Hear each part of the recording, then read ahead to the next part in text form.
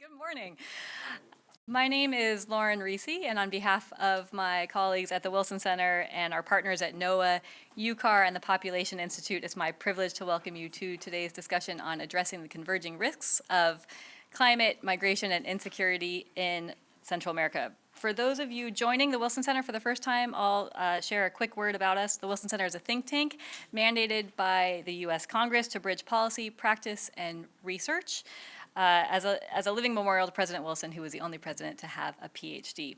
The center is home to about 20 programs that focus on different regions or topics, including the Maternal Health Initiative and Latin American program, who are our partners on today's event, as well as the Refugees and Forced Displacement Initiative and Mexico Institute, also co-sponsoring today's event.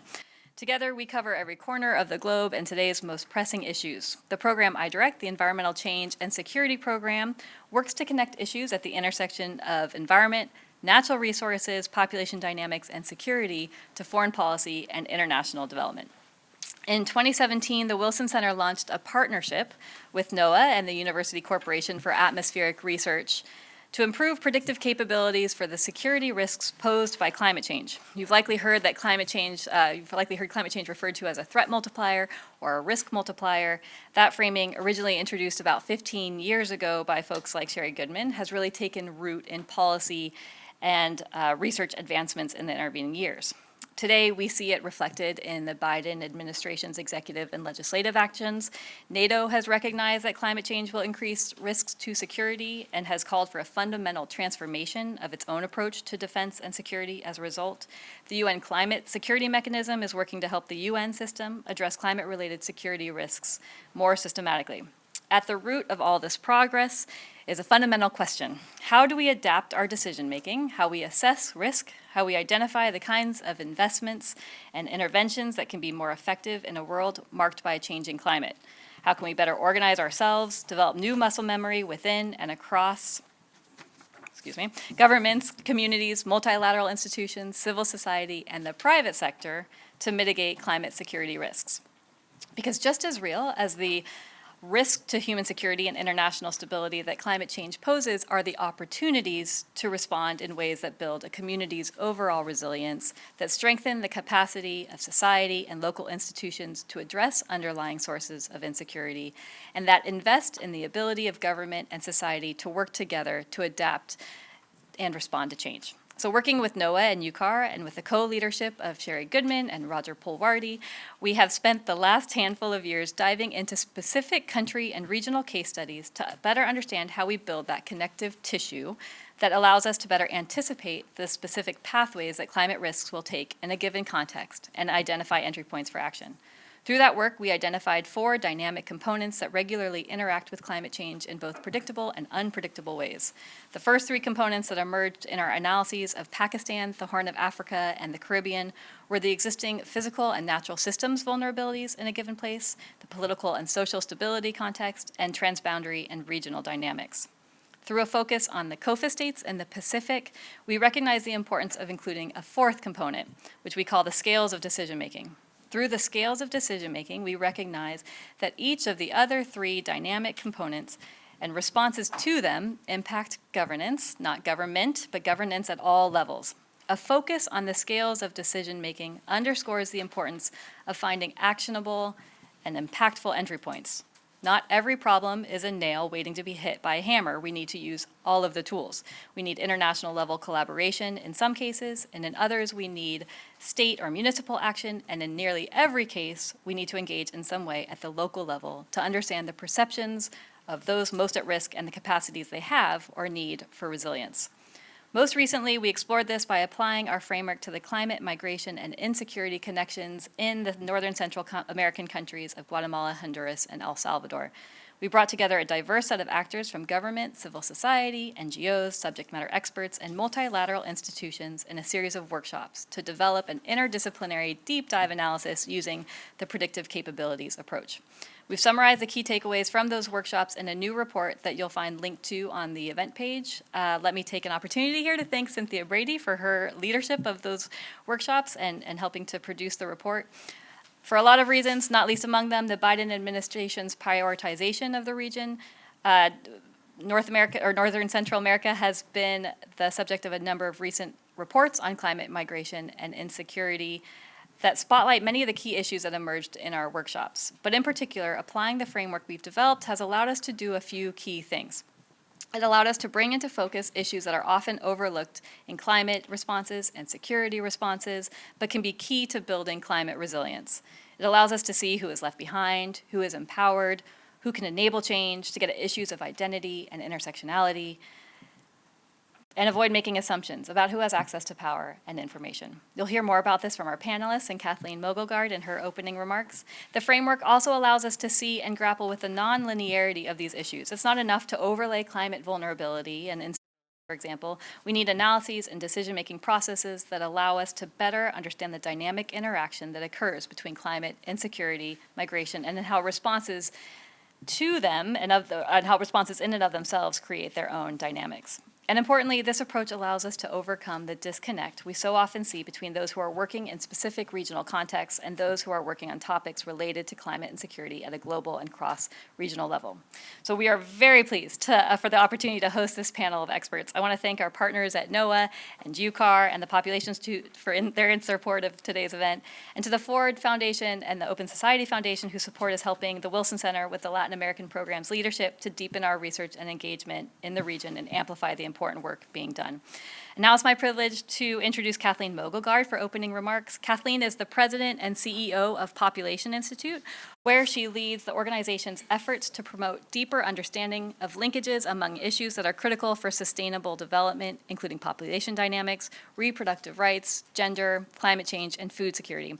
You'll see from her bio that Kathleen's career path traces her finely honed expertise in helping connect dots for traditionally siloed sectors through policy research, policy analysis, research, and advocacy. Thank you, Kathleen, again for your partnership and leadership in this space. I will yield the podium.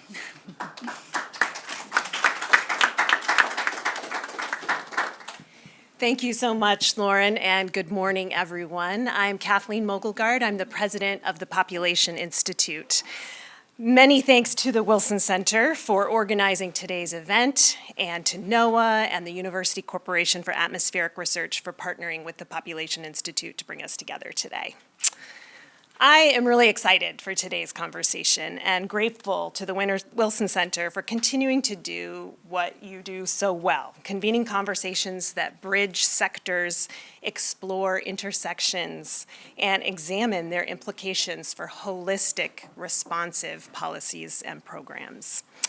Our panelists today represent a wide range of experience and expertise, and all share an interest, I believe, in thinking beyond the silos that often constrain the ways in which we understand and seek to address challenges.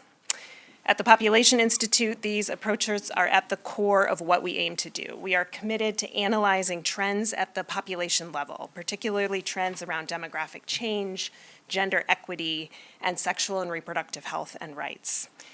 We seek to unpack what these trends can tell us about the needs of individuals today and the prospects for a more just, equitable, and sustainable society in the decades to come.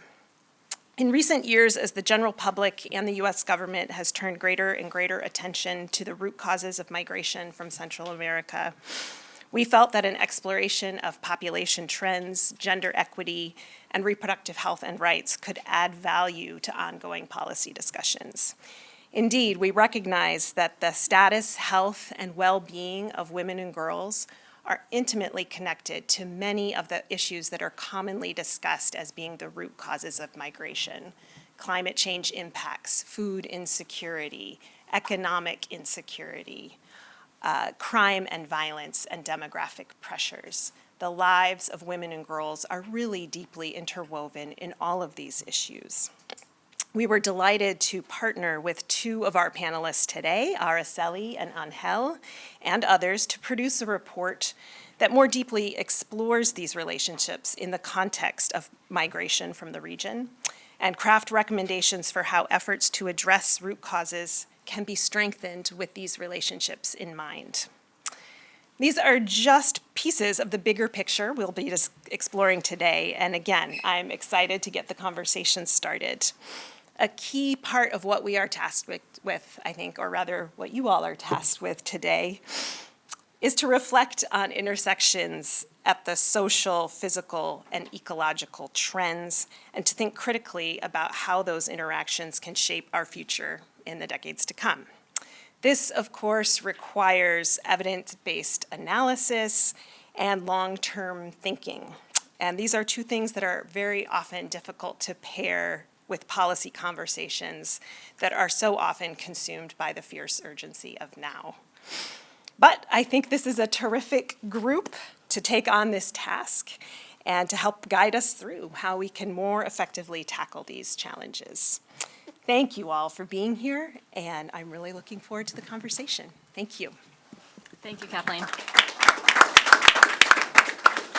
I'm going to ask you to turn your mics on so that we don't forget. So you can just keep them on. If they're green, that means they're capturing you. I want to start by introducing our panelists, and then I'm going to turn the floor over to them. They're each going to give a quick 5 to 7 minute intervention, and then we'll get to a broader discussion and have time for Q&A. I'm going to start with our online panelists. We have Angel de Valle is the country representative and senior research officer at the Population Council's Guatemala office. He's joining us remotely today as he was already committed this week to meeting with indigenous organizations in Merida, Yucatan, where he's working to bring more attention to indigenous girls across Mesoamerica. It's nice to see you, Angel. Thank you for being here. Also online, we have Noel Arenas, is the Deputy Chief of the Regional Office for the Americas and the Caribbean in the UN Office for Disaster Risk Reduction. For more than 20 years, Noel has led humanitarian assistance interventions, disaster risk reduction programming, and development cooperation in Latin America and the Caribbean, Africa, and the Asia-Pacific region. Thank you for being here with us today, Noel. Here with us in person, I'll start on the far left. We have Roger Polwardi. Roger is the senior scientist in NOAA's Physical Sciences Laboratory in Boulder, Colorado. Much of his research focuses on weather, water, and climate extremes, adaptation, and information services in the U.S., Latin America, and the Caribbean. Roger is an advisor on early warning and adaptation for a number of national and international agencies, and is absolutely the person that you want in the room when you're working to institutionalize interdisciplinary approaches to program design. Next to Roger, we have Araceli Martinez Rodas. Araceli is the director of the development department at the Universidad del Valle de Guatemala. She is an anthropologist specializing in contemporary migration and brings deep expertise on migration, gender, religion, and development for national and international projects. We're so glad that she was able to join us today from Guatemala. Martin McLaughlin is Acting Deputy Assistant Administrator in the Bureau for Latin America and the Caribbean at the U.S. Agency for International Development, a key agency leading U.S. engagement in Northern Central America. Martin brings diverse experience to his current position, having served in USAID missions overseas in Mozambique, Guatemala, Iraq, Peru, the DRC, and Ethiopia. Thank you for being here with us today, Martin. So I think let's go ahead and get started. I'm going to see if I can find my questions here that doesn't really matter because I know that you're all just going to pick it up and go. But Roger, I want to pick up on a thread that you started when you spoke at our December Water at Wilson event. You said that cascading and compounding risks, local imbalances, and global and regional network disruptions are overwhelming traditional approaches to risk management. A local focus isn't enough. Global networks also matter for food security, for water security, for security more generally. You sit in a unique position of working across and advising a number of institutional efforts to reduce risk. So what does this look like in the context of climate, migration, and other related risks? How are you thinking about this? So thanks very much, and thanks for having me here. And in not having worked with Lauren on the questions at all, I have a slide that I'd like to show. Oh, okay, sure. So, yeah. Yep. You have it. So to help set some context, and if we keep it at that, you just go back one, and as you will look through a lot of this and what you'll hear from the entire panel today, up on the left there's a report we just released with the International Science Council on the status of the Sendai Agreement, the midterm report. Now all knows a lot about this and how we think through it. And on the right to that is the report that Cynthia and Lauren and others have contributed to. And as we can see from all of these things, there's a lot of learning across the coordination and capabilities that we're seeing that you're going to hear about from the panelists today. They're the two hurricanes we think about when we think about 2020 in the Central American region. Of course, there's also Tropical Storm Amanda, And what we want to do, certainly in the panel, and as we think through this, and to Lauren's question, is really this distinction of getting away from climate reductive approaches and not asking the question, is it climate-induced or is it not climate-induced, which is nice and convenient for analyses and papers, but means nothing in practice, actually. And so what we'll like to show, so if we click, thanks, right? Of course, from 2015 to 2019, it had probably the deepest drought in Central America and the Caribbean. I'm from the Caribbean.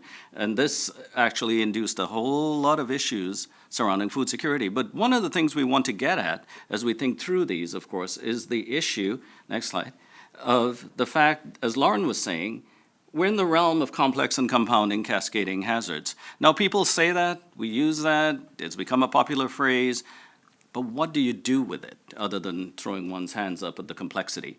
And one of the things, and a role we've played, is helping to create this, the announcement from the Secretary General of the UN on early warning for all. But within that, and this last, to what I'll speak to, is really this framework that we developed, along with Wilson Center, NOAA, and a whole lot of other people, for helping us move from risk to resilience, but thinking about how political ecology, the root causes, the dynamics, are also shaped by proximate drivers, the event ecology, the things that happen themselves. And so as we think across those lines, one has to ask, we throw our hands up and say, look, it's so complex, right? It's socially, there's crime, corruption, there's, service failures, violence. But in analyzing, for the first report I showed, the SDGs, Sendai, and Paris, the retreat from democracy is really the major driver for institutions, the role that people are not having a voice in how they're speaking. What's the fundamental, as one of my mentors, Gilbert White, used to say, what's the fundamental thing in human existence? It's dignity, right? The ability to choose for yourself what your future should look like. That's way more important than what resources do I have or anything else, because it's about choice. So, as people know, and Araceli more than others, there's about 1.5 million people displaced in 2020. But 2018 to 2021, 350,000 per year left the region. And we see a lot of that within the Caribbean. Most importantly, food insecurity was about 2 to 3 times more likely. There was a decline in about 80% of productivity in the region. And that most of the folks who were interviewed said that food insecurity, in addition to the other drivers I mentioned, was one of the biggest issues. And we know, the issues surrounding urban and informal settlements. And we have learned over 50 years, although a lot of my friends in the climate change community are coming around to the fact that a disaster occurs when capabilities are overwhelmed, not because you have a climate risk driver. So the accumulated impacts in the everyday begins to matter. We think about these big events, but in fact, the accumulated risk from small events lead to about 70% of the morbidity of communities, how women and children respond, but reducing their own capabilities to act on their own. And this becomes very critical, and the panel you will hear helps us ask a fundamental question. During the 1960s, when a lot of education programs and training programs, training nominally, were being done, Gilbert White asked the question, who carries the water? That actually led to unwrapping what is nutrition about, who takes care of people in the morning, in the afternoon. How do we move from day to day in terms of risk and resilience? So the idea of linking, and of course it's women that do that, right? As the idea of linking the political ecology, the root causes, to the event ecology gives us a sense of this. What triggers migration? Now we have those drivers. We have them happening and as I mentioned, they're longstanding data and content. We need better data on understanding that. But to ask the question, how is risk accumulated and what triggers the response, is also asking that we look at proximate causes in addition to root causes. So we'll get back to this, and as you can see in the corner there, we take a close look at issues, certainly within NOAA and elsewhere, on the physical and natural systems, what's been driving the conditions, droughts to hurricanes, which has been changing, the transboundary and regional dynamics, but most critically in the entire thing there is the scales of decision-making. How does it go vertically from the household back up the chain? So as we think through this, and Noel and folks like that, myself, try to work very closely on what information are people using for planning and resilience. But we also ask ourselves the honest question, that I'm going to pose to our panel as well. If we know so much, why aren't we doing better? And that begs the question, let's as I was just in the Caribbean last week with Prime Minister Motley, and the question for her was, so enough for pledges, right? What are we actually doing? And so let's ask some of those. The scales of decision-making, the entry points that allow for disaggregation mean a lot. We toss around words like trust a lot, whether or not we trust data and information and how we assimilate that, which is a key thing. We toss around things like procedural trust. How do we engage and how do we include people? But the most important kind of trust is affinitive, right? Why should you believe I have your interest? And that's why people who are embedded in the process become very critical. And a key thing in our effort here is not just to unwrap the multiple drivers of migration, but who builds the networks and sustains them so that people have places, resources, and capabilities to go to. So that links, for me, the type of work that I actually do, which is not starting from the science, but working back up. Is it multi-method? Is it contextual? Is it problem-oriented? And is it iterative? And when we do that, we start unwrapping who carries the water. So, thanks. Thank you, Roger. Noel, moving to our remote participants, Latin America and the Caribbean is the second most disaster-prone region in the world, but it's also plagued by underdeveloped multi-hazard risk information systems and climate services. You've been working in this space for a long time. Can you share with us how your thinking and UNDRR's thinking has evolved in regards to the UNDRR's role, not just in responding, but in building preventative measures against risk in the region? Right. Thank you. Good morning and greetings from Panama. I'm very sorry not being able to join you in person. In 2 weeks' time, we have the General Assembly meeting on the midterm review of the Sunday Framework. So these are very critical times and a very timely discussion. Let me share some perhaps general reflections and also try to shed some light into why aren't we doing it better. I hope colleagues can put up some slides that I share with them. So yes, indeed, our approach is beyond climate. We work with risks, including biological hazards, geophysical, and so on. And of course, agree with the initial thought that globalization, interconnectedness of our world means that risk in one system can have ripple effects across other systems. This is what we've seen with the pandemic. A biological hazard in a city in China affected economic, social, and political systems worldwide. And Lauren mentioned in her initial remarks that the change in climate is a risk multiplier, and this challenges societies with, I think, ever increasing challenges. Next slide. And so the interconnections and the interdependencies that exist between water, energy, food, health, but also trade, financial systems, they're both displaying vulnerabilities, but also generating risks that if we leave unaddressed can manifest, as we know, as shocks with impacts that can cascade and compound, as it was said in the initial remarks.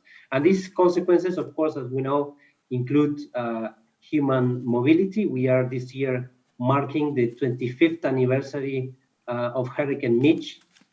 We all know this disaster resulted in a massive exodus of Central Americans to the US.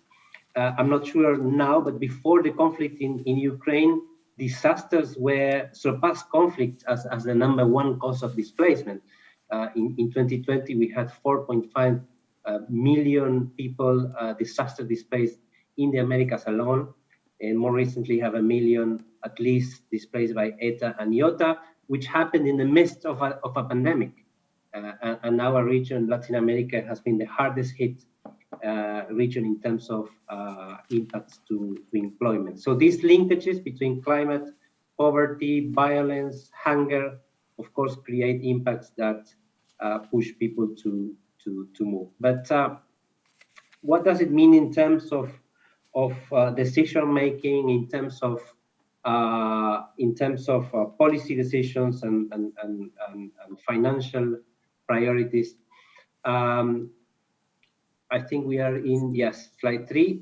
I think the biggest transformation needed for achieving the 2030 agenda and other international agreed frameworks and agreements is to really push for this systemic approach that manages this interdependency and the interlinkages and interactions across policies.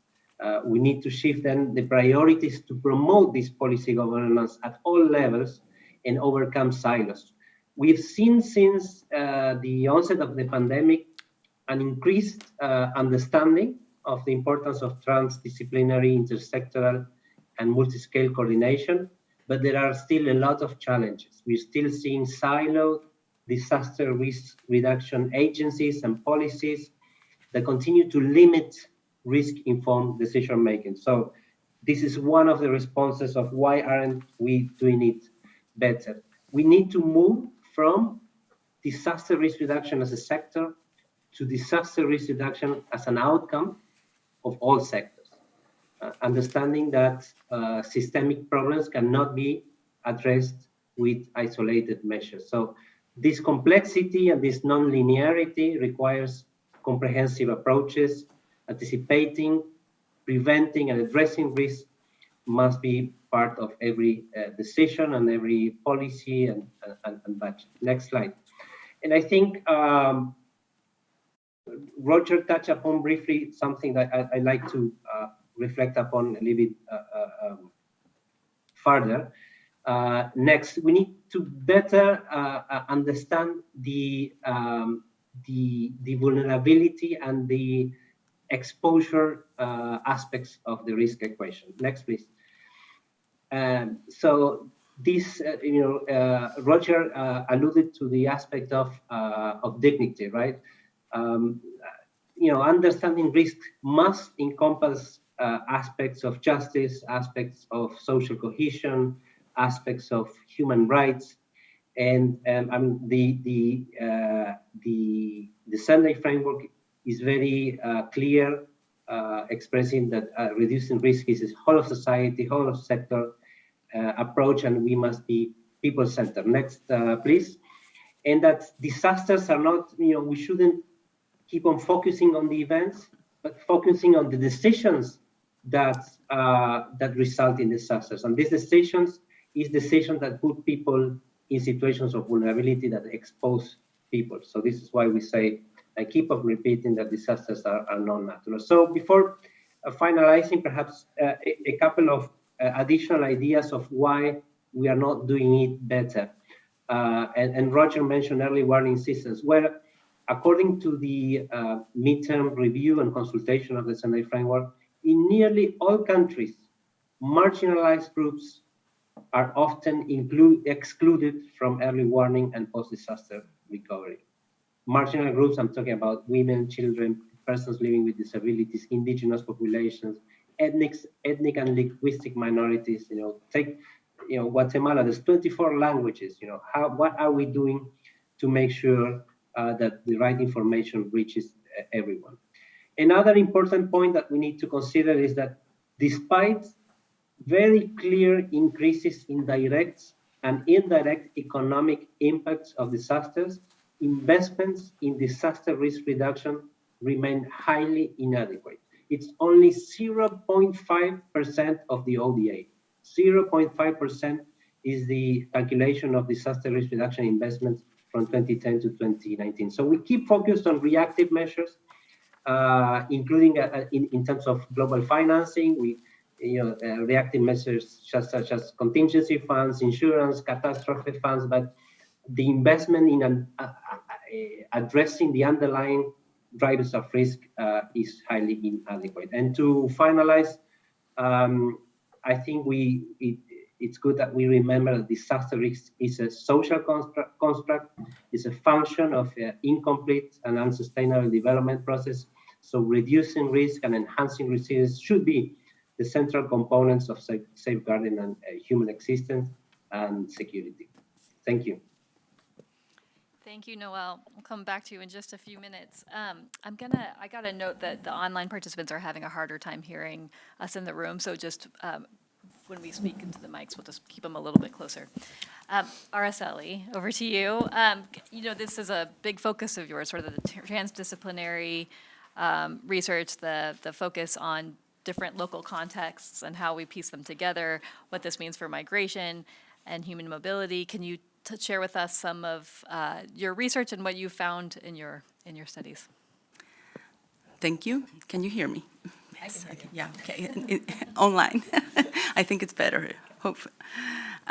So good morning, everyone. Thank you for this invitation, and I would like to highlight three key points, basically. First is that migration and human mobility in Central America are caused, of course, by structural factors, as Roger and Noel have mentioned.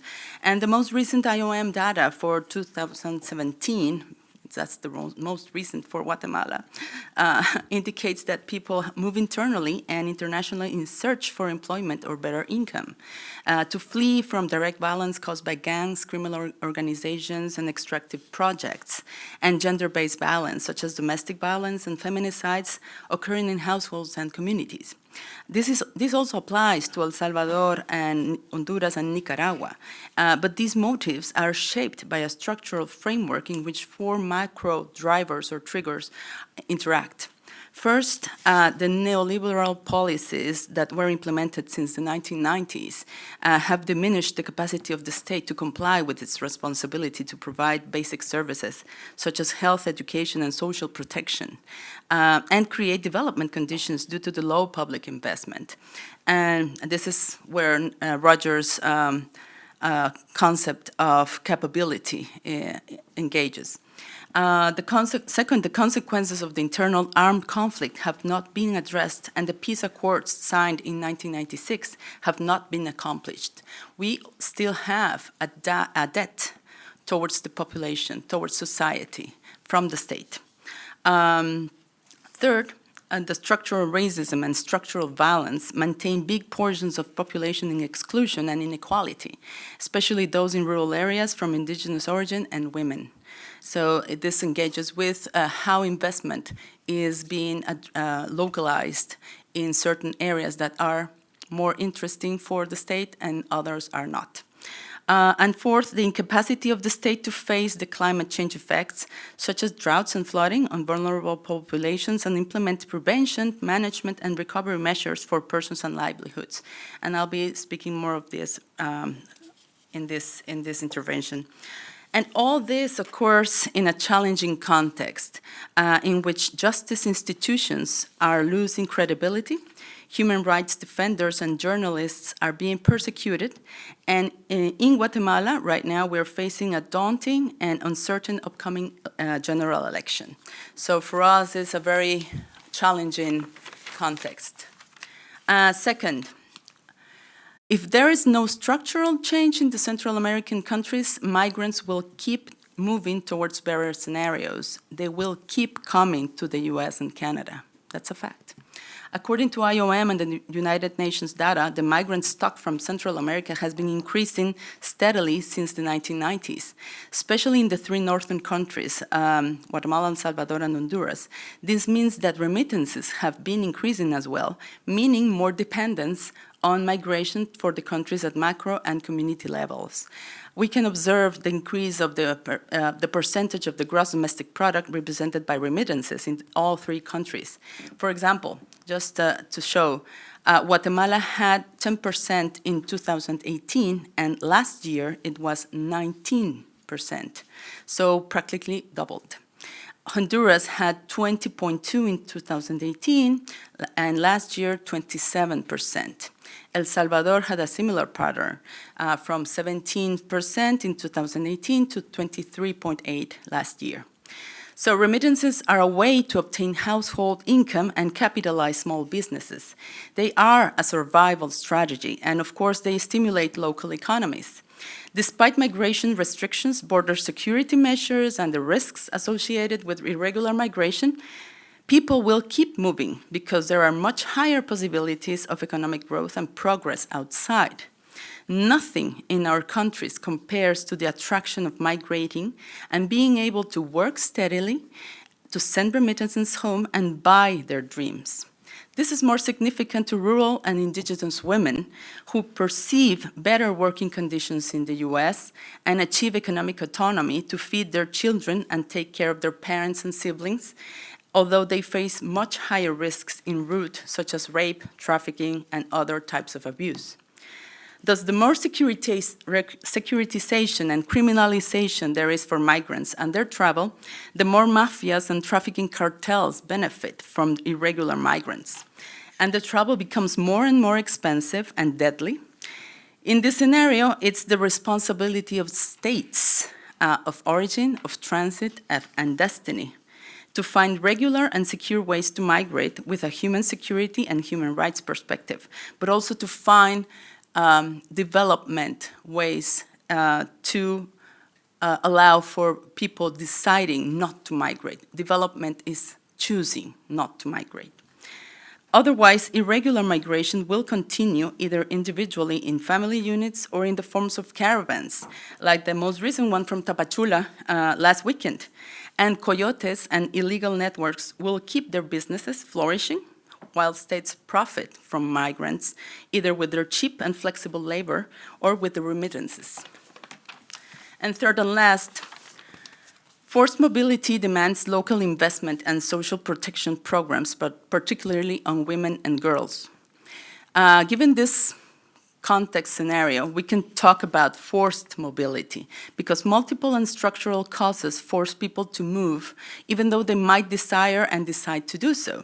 This is especially impacting on young women and girls whose opportunities in rural areas are even scarcer, due, among other factors, to the low municipal investment in young population, placing them as one of the most vulnerable populations to gender-based violence, exclusion from education, and health or reproductive health services, and subordinated to gender roles of caretaking, domestic, and unpaid work.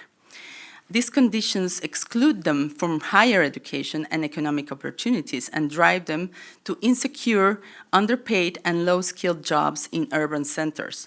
And if they have the resources, they decide to migrate internationally with more disadvantages than men, as I already stated. Among the findings of the study we did with the Populations Council is that girls and young women are forced to migrate to continue their secondary education, because of the public school system in Guatemala only covers primary education. Another driver of forced mobility is in cases of sickness or disability of the main provider, be it their father or mother, who is out of the formal economy and does not have any social security. And this is the case for at least 80% of the rural population. No formal contracts, no formal economy, no formal security system. So the children decide to help their parents with household income by migrating to surrounding cities or the capital city to work in precarious jobs and send some money to make ends meet. And if they have the appropriate networks, they migrate to the US. Of course, this is the most expensive travel. It's the riskier, and it's not available for everyone, but it's a choice. It's a possibility. And this links with Roger's concept of cascading risks, because it's, we have in migration studies the concept of chain migration, in the sense that people decide to move first to the most, to the nearby center, the nearby place. But if they cannot make it there, they decide to move further and further until they reach the States. In this case, because Guatemala's main destination is the US. These situations demand an urgent increase in public investment in rural areas, especially those most excluded, with an intersectional and gender approach. It is also required that the state complies with its responsibility to create development within a framework of transparency, accountability, and social auditing, with more institutional presence in their territories and capability in these areas, with social protection and social security programs that help these young women deal with lack of opportunity and crisis situations, like the ones I have mentioned, but also in cases of disasters from natural events, like Nahuel mentioned. Just an example, we recently found out that some of the communities affected by Eta and Iota storms, in which the state did not help in any way. Young men are fleeing in big numbers because the trafficking networks have been condoning the first payment, making it easier to move to the states. And this facilitates irregular migration, and so this needs states to comply with their responsibility through public policy. And public policy is a way of linking these local and global perspectives. We need transversal public policy to address all these issues. So thank you very much. Thank you, Araceli. Angel, moving to you. You're deeply immersed in understanding what makes a program successful in empowering girls. Picking up on Araceli's point that mitigating forced mobility requires local investment in social protection programs, and especially ones that focus on women and girls, can you share with us what this looks like from your perspective?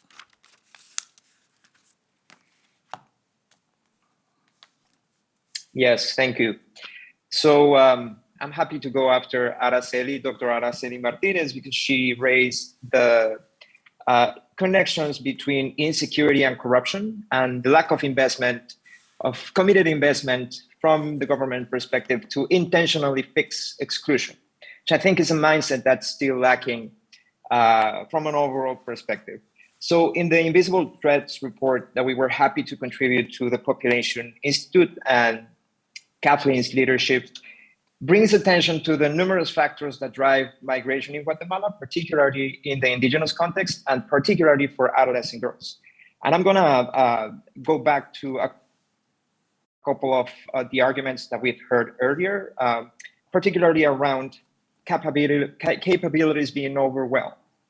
From a community perspective, particularly in indigenous communities, land displacement has been an ongoing challenge. And now, as Dr. Martinez was mentioning, forced mobility is driven by the lack of opportunity. And the lack of opportunity that Dr. Martinez was referring to, it's not only about being prepared to respond to risk or any event. It starts by the capability, the basic capability of people to aspire to a future, to have certainty that after primary school, there's something else. There's either a job prospect or, as indigenous adolescent girls have framed it, there's an opportunity to continue with education at the onset of puberty. And the research conducted by the Population Council over the past 2 decades shows that girls keep falling off over and over. And girls, particularly indigenous girls, as young as 12, start to move out of the community looking for education, looking for improved life prospects. So when we talk about resilience, what we've learned from working in the indigenous context is that it starts with understanding the connection that indigenous communities have to land. It's not only the main source of food security, but it's also connected to the struggles. It's also connected to the way that indigenous authorities, indigenous leaders have been disconnected from municipal leadership. And municipal leadership is crucial because it is connected to the capacity to allocate resources, to plan, not only to plan, but also to respond. And so when girls are disconnected from opportunities, their capacity to see their role in community mobilization efforts, it also complicates. So in a sense, when we talk about increased capabilities, increased support for community resilience, we need to think that it's not only about an individual's life trajectory, but also about the community life trajectory, the trajectory of the community, improved collective community that is constrained by the fact that communities don't have the resources, don't participate enough in planning, and that much of the policies that come from the top down are not reaching this community level. So what we learned also is that there's a lot of strength in community mobilization, and particularly the role that young indigenous mentors can play. So over the past 20 years, in Guatemala, we have been working through the Abriendo Oportunidades program, which is a program that organizes girls in safe spaces meetings that meet once a week to discuss different topics relevant to their lives, their context, including how climate change interacts with risk, with gender, with opportunity. Through this mentorship approach, we are not only seeing that girls are improving their life trajectories by having a better understanding of how to connect to secondary education, but we are also seeing an effort from services to come closer to communities. And when these services increase attention from key government agencies that might be some of those that respond to risk and climate emergency, we see that mentors play an instrumental role in brokering relationships. These mentors have more years of education compared to their parents, their mothers, their community leaders, and so they become a valued resource in the community. And another takeaway from a resilience perspective that we learned over the past years is their capacity to also strengthen their leadership by being connected with each other. So early on, we understood that these community action programs for adolescent girls that not only mobilize girls, but also their mothers and these young indigenous mentors requires investing in their capacity to be organized. The capacity of young indigenous women to be organized because they have largely been demobilized and disconnected from decision-making bodies that usually happen in urban cities or at the national level.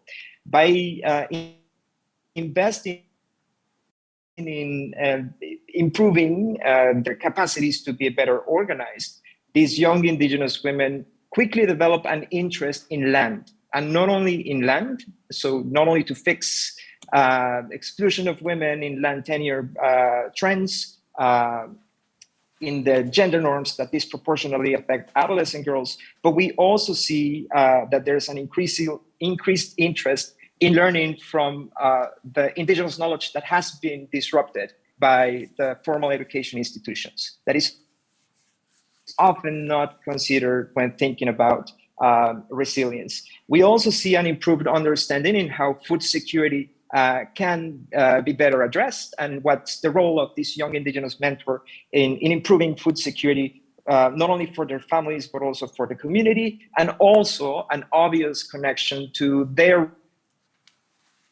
role in climate change. So when it comes to the question of how can we do things better, I think it starts with understanding that particularly in the indigenous context, we need to think not only in terms of the community, but particularly in terms of who's not mobilized inside the community. And it usually brings gender perspective because it starts with adolescent girls. So by investing in strengthened systems, particularly social protection systems that should be entitlements and that are entitlements but are not enforced, at the municipal level with better engagement with authorities to increase their evidence-based understanding of why prevention and early planning and however you want to frame it works, is a priority. And then at the national level, as Dr. Martinez was saying, it's not only about dealing with corruption, but also strengthening the participation of civil society, and particularly understanding that indigenous communities, particularly indigenous women, have also a role to play and a lot to say in this civil society effort. efforts. So also strengthening and widening our perspective that civil society is not just that based in Guatemala City or those that make it to these kind of panels, but also hearing the voices of those that are already mobilized. And this brings in our institutional learning a different and revamped perspective of what community mobilization is, what capabilities really means in this setting. And that's what we continue to add risk and the climate crisis initiative. So we will continue to share what we learn as we go. And I'm very happy to hear that colleagues in the panel share the similar perspectives. Thank you. Thank you, Angel. And I'm going to apologize because I've been told that I'm still quiet online, so I'm going to feel like I'm going to yell in the room so that they can hear me. So I apologize to those of you in the room, but I'm going to try to talk louder. Martin, sorry, you've been very patient.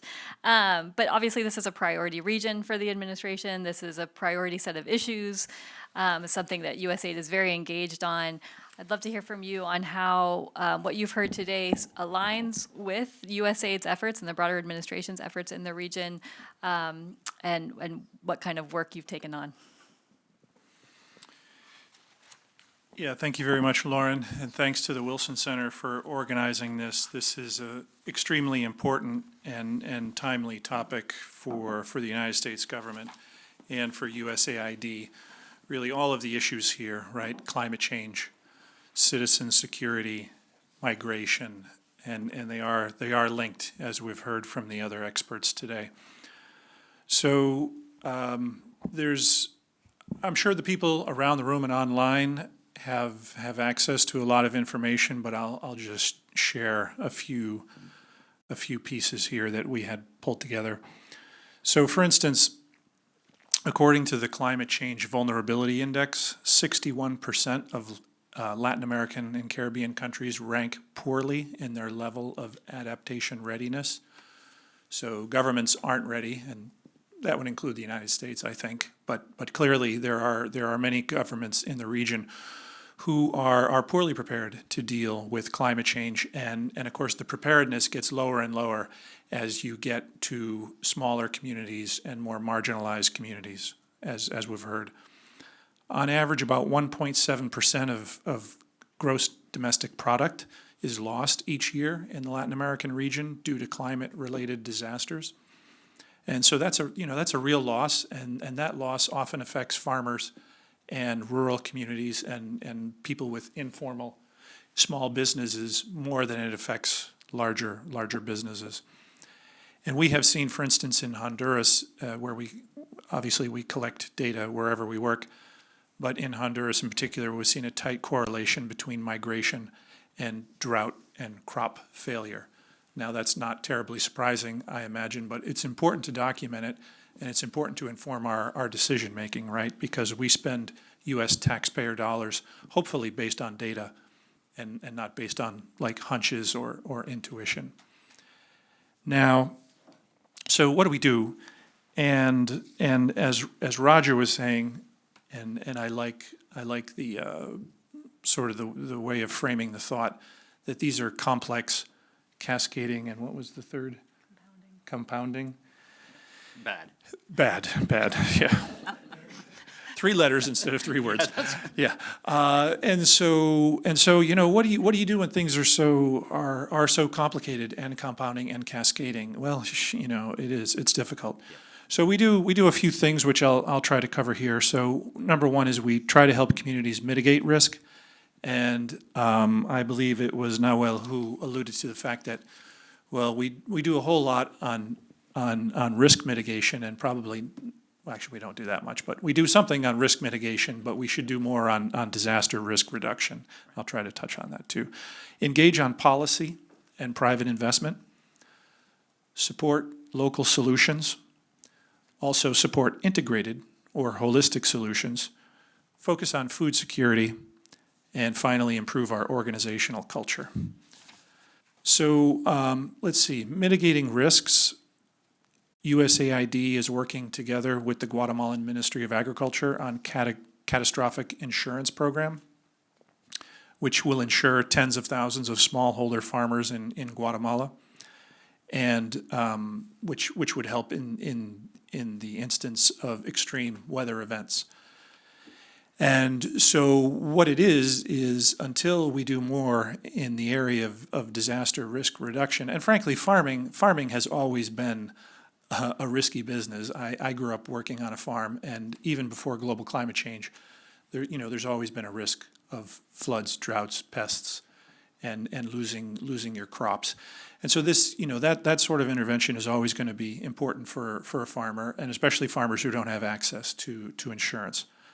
But USAID would agree wholeheartedly with Noel that's just a part of the equation, right? Disaster risk reduction, prevention, or readiness is equally as important, if not more important, than insurance. Now, in the area of, supporting local and national policy reform and planning, the reason I mentioned this for obvious reasons, but recently I was at a meeting with the Costa Rican Vice Minister of Foreign Affairs. And she wasn't talking to me, actually, she was talking to the government of Korea and her colleagues, other vice foreign ministers from Central America.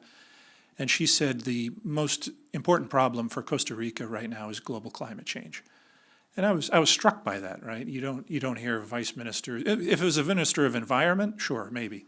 But to hear it from a foreign minister, I was struck by that.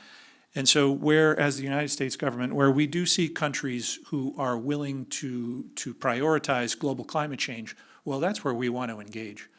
Because often our environmental budgets are not the largest, and many of them go to environmental programs can be a little bit expensive because environmentally important areas can be vast, like forests, or marine areas, or other areas that require large investment.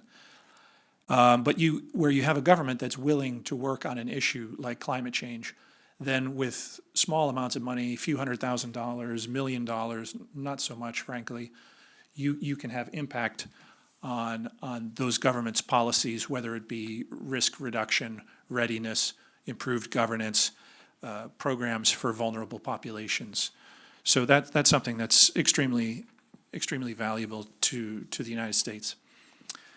Another thing that we're doing today that's sounds modest, but it's important. The reason that I'm acting deputy administrator today is because the real deputy administrator is in Denver, Colorado. And so what she's doing today, she's at the City Summit in Denver, and she is announcing the launch of a new USAID program that will address the convergence of climate and migration in urban areas. It's a city summit. And so USAID will provide $1 million across Latin America and the Caribbean. Now, $1 million across Latin America and the Caribbean does not sound like much. It isn't much. But it's to support the development of city-level plans to tackle the bottlenecks, the regulatory, the legislative, the budget bottlenecks, the planning bottlenecks to climate adaptation and climate finance. And we have some really amazing city partners in the region who are spending their own money on renewables, on city planning, on efficiency, on electric mobility in cities. And so with a small amount of money and just being a good partner, the United States can actually have an important effect in these cities throughout Latin America. Turning to local solutions. So I used to work a few years back on climate work and forestry. And what I learned, one of the things, of the many things that I learned, was I was learning about climate models. And climate models, of course, are exceedingly complex. They require an incredible amount of data. There's variation, and of course there's never enough data to know if a certain area of a country it's actually going to rain more or be drier, or when it would rain more and when it might be drier, and so climate models, like many other models, end up having tremendous local variation, right? Droughts, floods, storms, pests. And so how can a government deal with this tremendous local variation? I saw an article people may have seen it in yesterday's New York Times. It was actually a front page story on Malawi, and sort of a good news story, well, good and bad news story about how farmers in Malawi are becoming more creative, and they talk about having like integrated plots, planting heirloom crops, going back to traditional crops, having more biodiversity in your farmland in order to shade their soils, reduce erosion, minimize pests, and just frankly hedge your risk, right? Rather than having a monoculture, have multiple cultures. One could do better this year, one might not do so well, but you have your own little micro insurance policy right there for your family's food security. So again, as I said before, in my experience, right, since I was a kid and even as a professional in the agricultural sector, is that local farmers have a tremendous amount of knowledge, and USAID listens to that because farmers are going to be dealing with different situations in different microclimates, in different economies. They have expertise with different crops, and they have, of course, intimate knowledge of local preferences for varieties, sources of protein, sources of cereals and carbohydrates. So localization is actually super, super important. USAID, we do not believe that we are going to have the best solution for one country, even one province, one municipality, one farmers association. That's going to require the knowledge of locals. A good example that we have, a great example from Guatemala, and this I'm proud to have been just a witness to it. When I used to work in Guatemala, and so Guatemala has forest concessions up in the Petén province in northern Guatemala that are globally recognized as models for community-led sustainable forest management. And we've taken the model and we have shared it around the world, actually. And so in the forest concessions, the community-led forest concessions up in the Petén, we have seen deforestation rates not only drop to zero, but actually we're seeing afforestation. And in the last few years, there's been an increase in forest coverage of 1,700 hectares. Now, not only that, but the forest concessions have generated $76 million in sales of products and services over 10 years and created nearly 10,000 jobs in sustainable forestry and timber products, certified legal timber, non-timber forest products like palm trees and spices and tourism. And so that's another thing that was really, it was designed, carried out, proven locally by the Guatemalan foresters, many whom I was I started my career as a Peace Corps volunteer in the Petén, and I know some of these people, chicleros, chateros, and their knowledge of the value of wood, of the value of chate, of the value of chicle, and how to manage it and how to take care of your community for the long term, right, is second to none.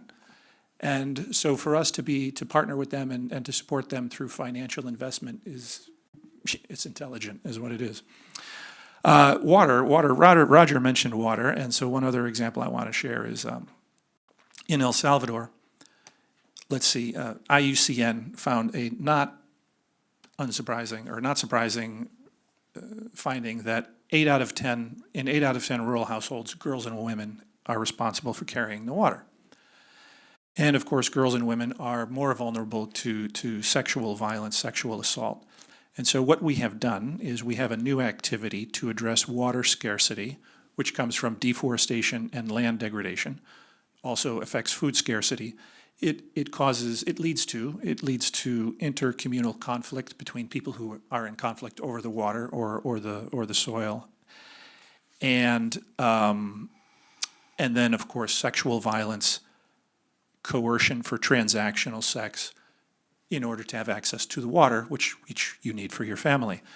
So we have an activity in El Salvador which combines a variety. Let me see if I can find it here. Yeah, so it combines climate change adaptation funding, biodiversity funding, governance funding, and citizen security funding, all into one activity, which is to improve the governance of the watershed, reduce conflict in the watershed, and reduce sexual violence in the watershed. And so these are small things that we're just starting, but have tremendous importance. Probably the biggest program that people might be familiar with is Feed the Future. And in the interest of time, what I want to say about Feed the Future is it was started actually after the global financial crisis of 2007 and 2008, which affected people's food security, obviously, around the world. And so at the time, the Obama administration responded with the Feed the Future as a presidential initiative. And it's interesting because it brings together a whole lot of federal agencies. I've sort of lost count of how many, but certainly the U.S. Department of Agriculture, USAID, but Yeah, where? and NOAA, many others who bring their expertise. And so in the field, I have been a field officer most of my career, as Lauren mentioned, in Latin America and Africa, Middle East.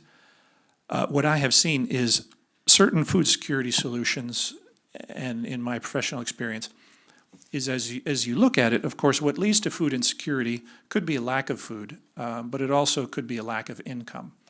And so Feed the Future tries to come up with intelligent, science-driven, but also locally informed investments, such that a family, like the families that I mentioned in Malawi, but also families that we work with in Honduras, Guatemala, El Salvador, where they might have access to a highway, they might have access to a market, they might have access even to the North American market to sell sweet peas, sugar peas, tomatoes, other high-value horticulture products to the United States for real money.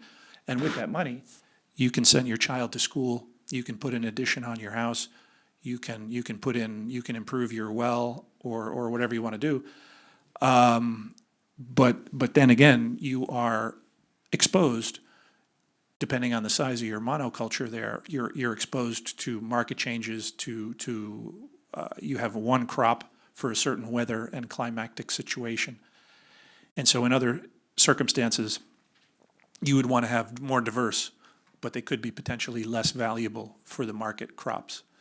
And so, that's kind of the direction where Feed the Future is headed, is helping people make intelligent, informed, risk-based decisions on their investments of their capital and of their labor to either selling higher value cash crops and or combining that with a greater diversity of crops for the family food security. So I will leave it there, but thank you. Great, thank you so much, Martin.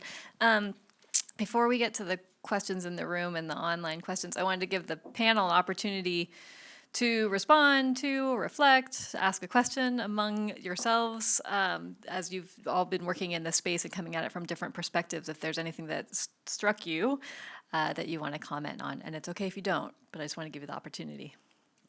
Roger, I can always count on you. Hey, right. We'll see if it makes sense.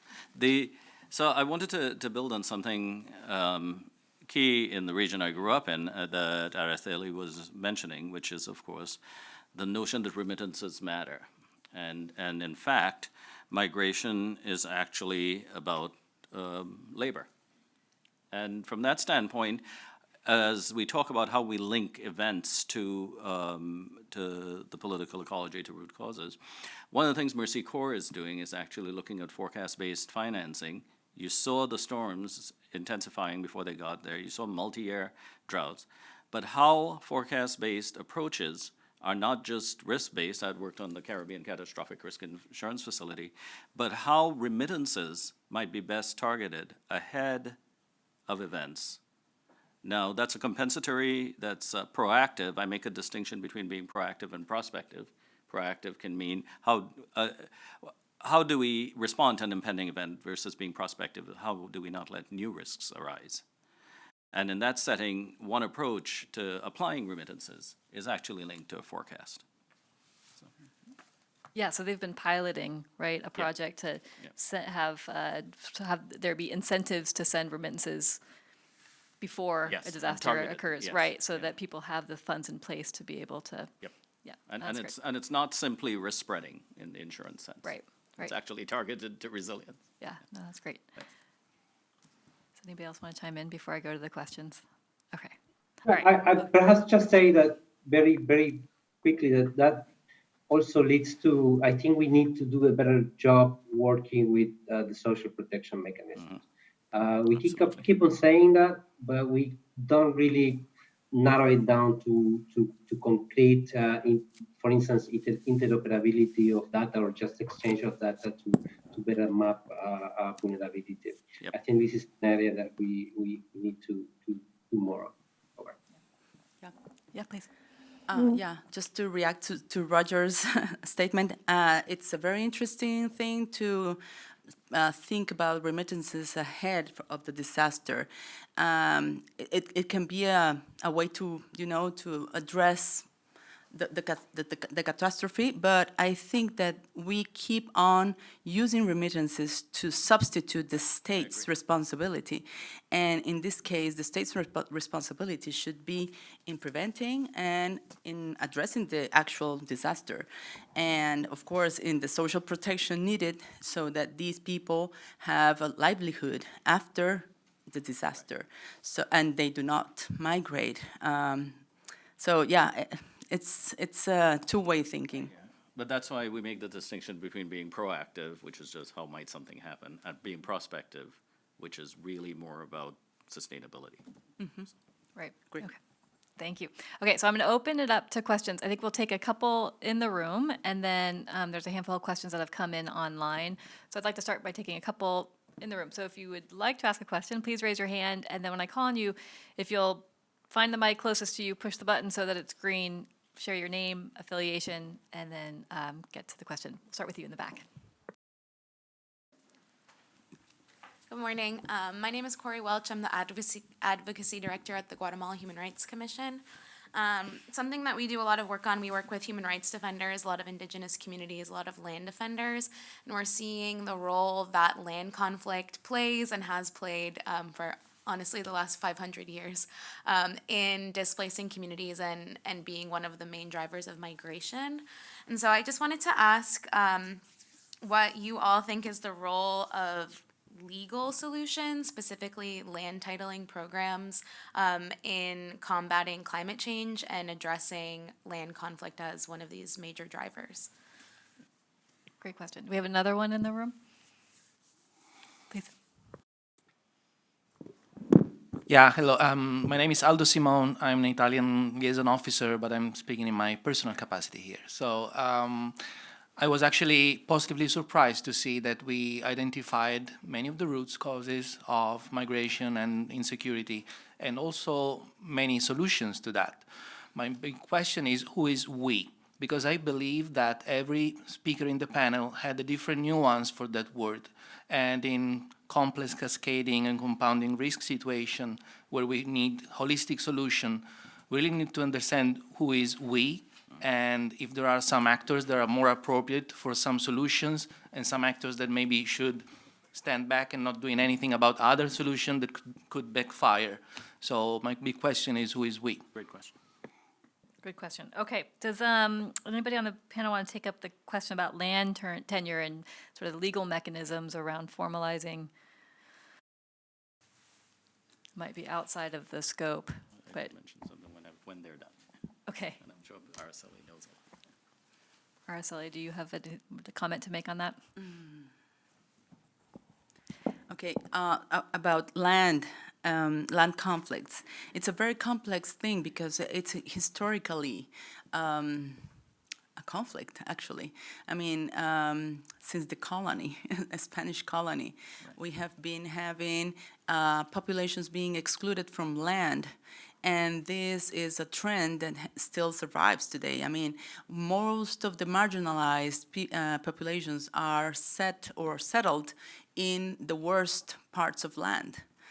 For example, how can we have people surrounding the Fuego volcano, which is a red spot, and nobody does anything about that. And that links with structural racism, in which indigenous and rural populations are excluded, are taken as disposable, so to speak, disposable population. So it's a very, very complex issue, because when you speak about that, people get the hives, especially the elites in Guatemala. So at national level, it's a very touchy subject. And when you go down to the municipalities, of course, they also have their conflicts with the neighbors, and Nahualan, Santa Maria, Santa Catarina, Ixtahuacan, for example, it's a ongoing conflict for a long, long time. So,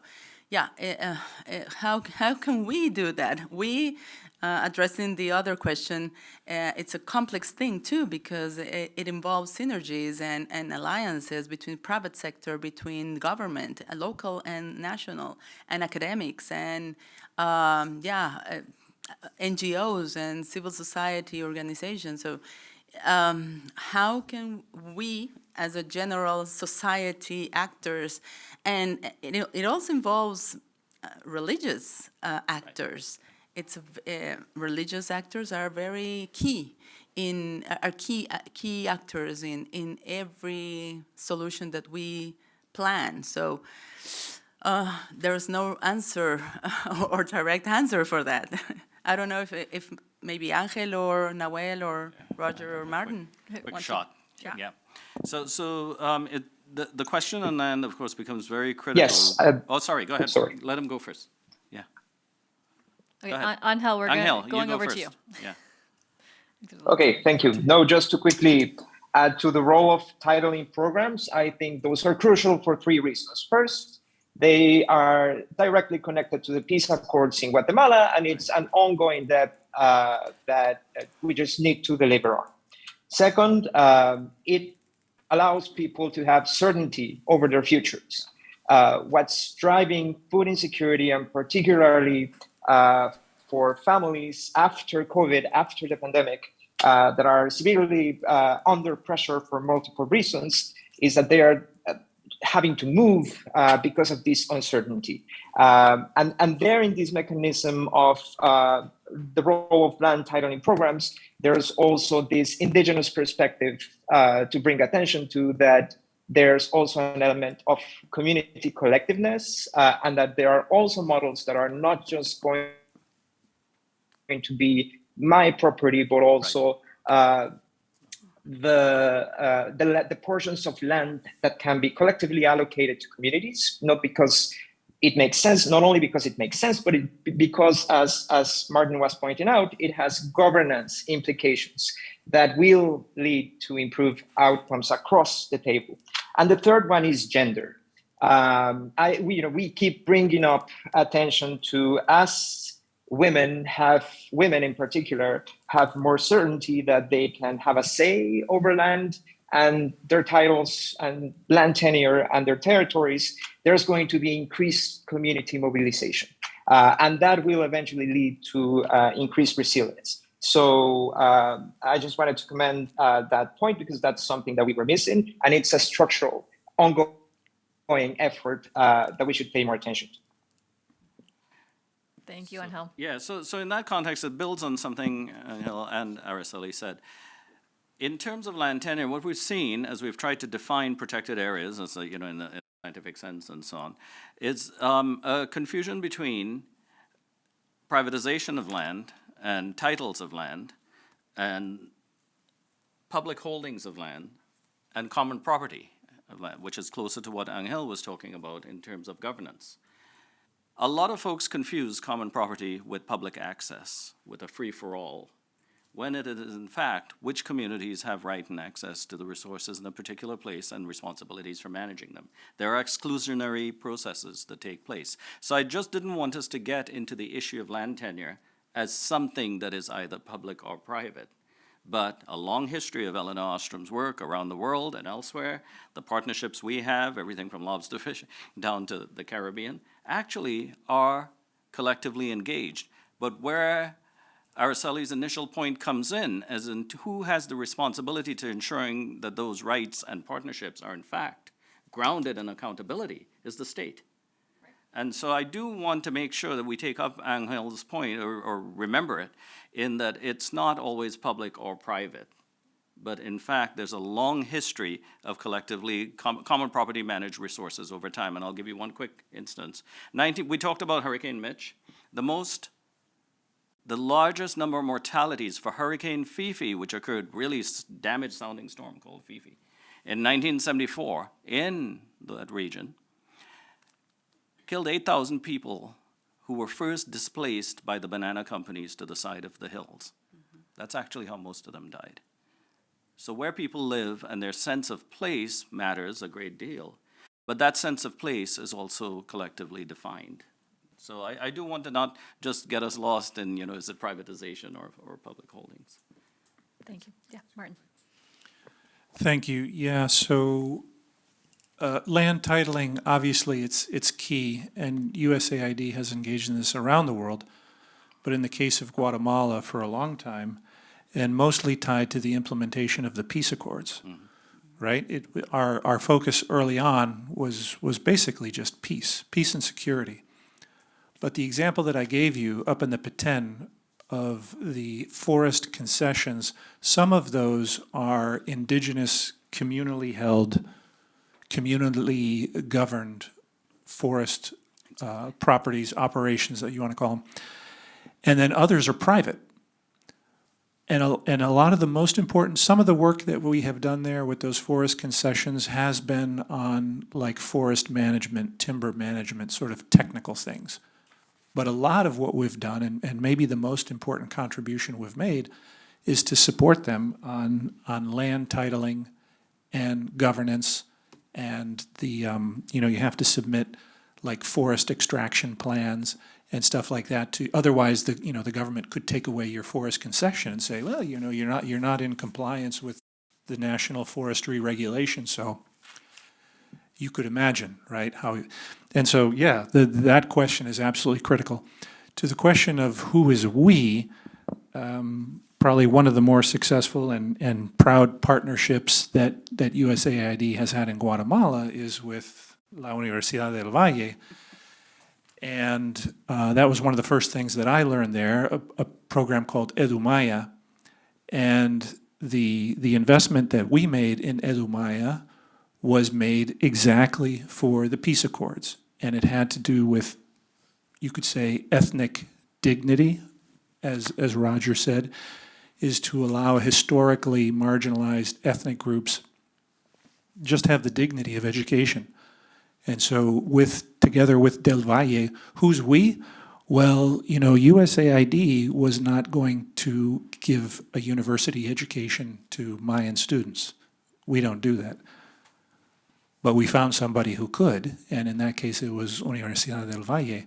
And so we became a we, and together with many Mayan communities created, and that might be one of the best contributions that we've made to climate change for Guatemala. Yeah. Thousands of people with bachelor's and master's degrees who otherwise, would not have had all that knowledge and social capital that they now do 20, 30 years later. Okay, so we're coming to the end of our time, so I'm going to take a couple of questions from online, and then I'm going to ask in your responses, we just go down the row, and you can also respond to Aldo's question about the who is we, and any final comments you want to make. So we have two, sort of bringing us back to gender and the role of women and girls. One is from Patricia Pereira, who's a senior research fellow with the Center for Climate and Security. She asks, what is the role of women in guaranteeing food security and nutrition under climate constraints and or conflict?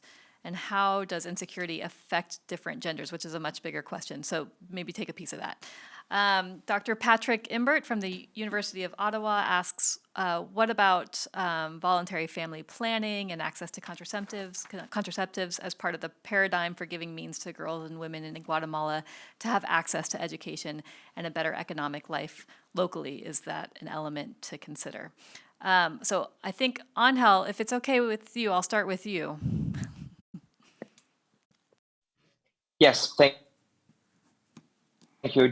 I think we touched on some of those points earlier, but just to reiterate that the capacity for girls, particularly for Indigenous girls, to plan their futures starts with access to the knowledge in the community, stronger relationships, intergenerational relationships with their mothers, their grandmothers who are already knowledgeable in terms of the knowledge that the formal education will give you, but then also in the school system, improved mechanisms to deliver uncomprehensive sexuality education, and then that connected to the opportunity to have a steady trajectory throughout education that will then strengthen their information about sexual and reproductive health choices. So by the time that they get to puberty and adolescence, girls particularly are not only informed, but are also more equipped to know which agencies, institutions in the social protection system should be responding to them, not only in terms of information, but also in terms of delivering services. So in a very conservative society, this interconnected, holistic effort to continue to reinforce improved content also needs to be connected to improved services that reach the community level. And of course, this might seem more reproductive health discussions, but are actually very relevant and connected to, in the end, what community resilience is. Thank you. Great, thank you, Angel. Noel? Perhaps touch upon about the weak question. I think, as Martin said, it's about collaborations, but leveraging these partnerships, and it's also about having a more coherent week, right? A more consistent and coherent week. Very briefly, I sent 2 weeks ago. There was a meeting on loss and damages discussion of the Santiago network in Santiago, in Chile, and I sent the staff. And most of the people there were from ministries of environment, and they were discussing key and very basic DRR things, and they were needing to refer back to capital and to DRR agencies back in their countries because they didn't have the information. So it's also the international community, the donors, and the technical cooperation that we are feeding into parallel discussions with different communities when we should do better to have one discussion. Over. Thank you very much. Roger? Thanks. So just as part of wrapping up, how'd you like that? It gives her optimism. It's not happening. Anyway, so as we think of the we, right, one of the things I want to put quickly here is, why is somebody from NOAA involved in a discussion about equity, gender, equality, access, and so on?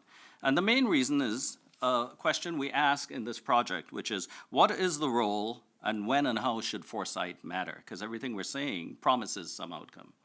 And what we tend to do is, from my standpoint, is we're really asking the question, and as Martin mentioned, there's a whole lot on root causes. Why are the investments in all of our science not realizing more equitable societies in practice? And that's my fundamental question. Not how to improve the forecast, which is important, but what is the benefit of doing so?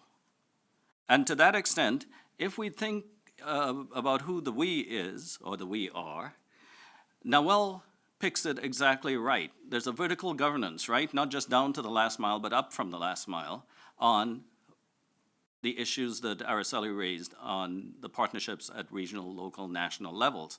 But the larger we, from my standpoint, is the cadre of people that we want to develop to work on these interfaces.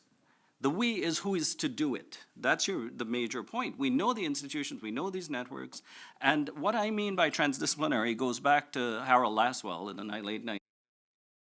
It is knowledge of a process and knowledge in a process. Knowledge of simply means I study it and I admire the problem and I make recommendations in my papers, and then when those are wrong, I write another paper.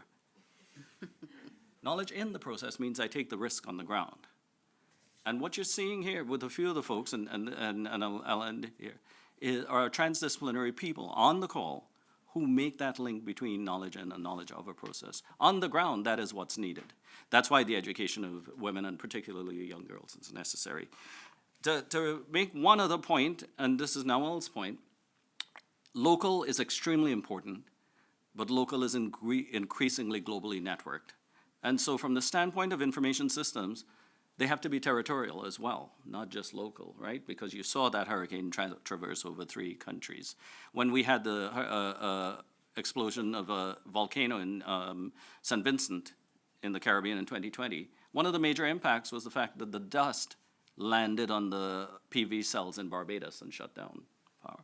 So we have to think in terms of that coordinated effort, but there's a larger component of that, which is modernizing these information systems to include the depletion and the impact on land resources, so that it's not just the physical forecast of the system, but it's an earth system capability that engages people who make decisions on the ground. And by that I mean people who have been left out, right? So what do we need in that ending bit? More Aracelis. Thank you, Roger. Araceli. Thank you for the confidence.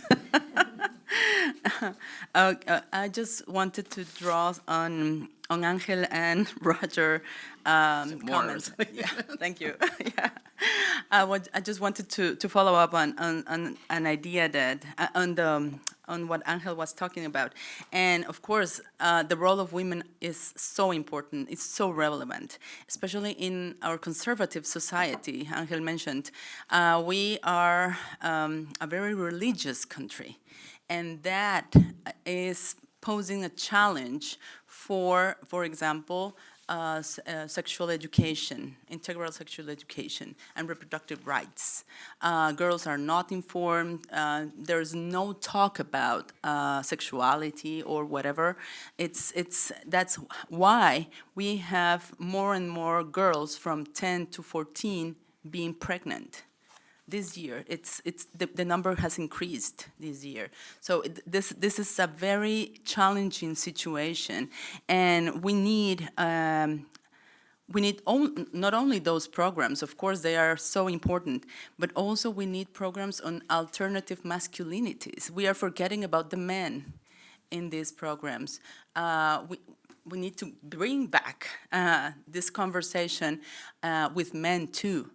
Because if there is no change in this patriarchal system, women will keep being pregnant at very early ages, and this limits their opportunities for later. And of course, being single mothers, because of course patriarchy means that men flee after they get the girl pregnant, or they are being abused by a relative or whatever type of abuse there is. These are mothers that raise their children alone, so they are the next ones to be migrating. So it's a chain thing, okay? So we have to think about that. And we can have the best plan, we can have the best programs, we can have all the knowledge that Roger mentioned and, papers and whatever. But if there's no political will at national, at regional, and municipal levels, nothing will happen. And that's where we need more strength in advocacy, and we need more strength in being able to influence political decisions, either through USAID or either through these think tanks or through the universities or whatever. But we need to draw that conversation and have more power to influence precisely on these issues. And if not, next year there are going to be more girls pregnant at 10 years old. Who is going to raise that child who is also a mother, right? So these are very, very hard situations to think about. So yeah, that's. Thank you, Araceli. Martin. Thank you. So maybe two thoughts in closing, which actually this has been a fantastic conversation. Thanks again to the Wilson Center. But thinking here creatively, these are completely untested ideas with no scientific validity behind them. But, you know, before I lived in a chate chicle village in the Petén, I lived in a coffee village in the highlands of Guatemala. And what I learned there was, you know, when I was there, Starbucks came in and they started buying, and of course it wasn't Starbucks themselves, but it was like a buyer for Starbucks. And, you know, what they wanted is what they got. And so they sent a market signal, and everybody I knew did their best to comply with that market signal, which was shade-grown, organic Arabica coffee, which happened to be a good thing, and it paid good money. And so talking about the we is, and there's so many creative people around the table here, but anything that you can do to and I'm thinking of like influencers or friends or anybody you know, if you can thank Starbucks, or another partnership that we have in Honduras is with Nestle, who owns Nespresso. If they're doing any good behavior for the climate or for poor communities or for farmers, I'd say reward them for that. And you know, if you know of a company who isn't, give them some feedback too. We know what good agricultural practices are. We know what good community practices are that invest in women and children and education. And some of these companies that invest in Central America are doing that. So work with people you know to either vocally or with your money reward good behavior and call out less than optimal behavior. The other thing that occurs to me that I don't think we ever got this off the ground, but I remember people talking about it when remittances started to become a thing back in the 90s. And now, of course, they're huge. Like if you had 20% of any part of your economy, you would have a ministry on top of it. You would have think tanks, you would have scientists, you would have economists, you would have, you know, a business associate. Like 20% of your economy is huge. It's like bigger than anything. Very few things are 20% of your economy. And if remittances are 20% of your economy, maybe it probably is a missed opportunity that we're letting a lot of that money go to personal consumption, or maybe even investment ideas.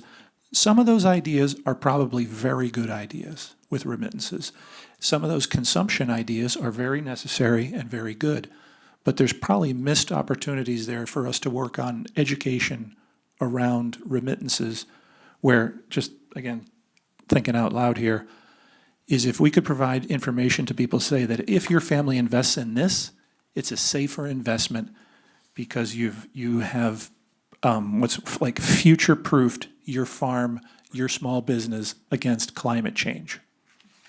Or if you invested in that thing, you're taking a risk, because did you know that where your family lives in Honduras or El Salvador is vulnerable to drought, forest fire, cyclone, hurricane, whatever? 20% of an investment without a whole lot of information behind it, I think we can do better there. I think we need to do better there. Thank you. Thank you, Martin. I want to thank you all for staying with us and being patient. We've gone over. I thank our AV team for sticking with us as well. Thank you so much to our panelists here in person and online. It's been a really valuable and rich conversation. Thank you for your time, and we will see you next time. Thank you very much. Bye. Thanks, everyone.